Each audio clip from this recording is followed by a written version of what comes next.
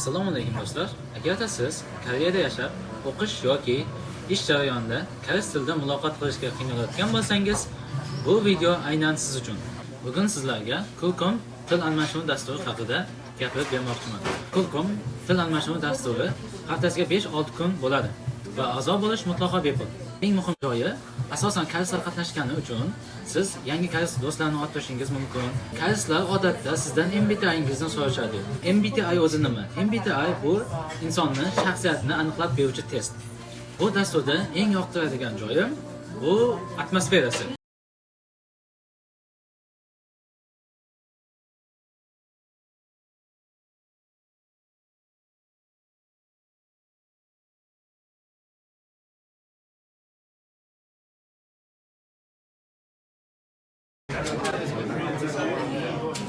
Burada ko'rishingiz mumkin, mana shunaqa savollar bo'ladi va shu savollarga birin-ketin ingliz tilida va koreys tilida javob bersangiz bo'ladi.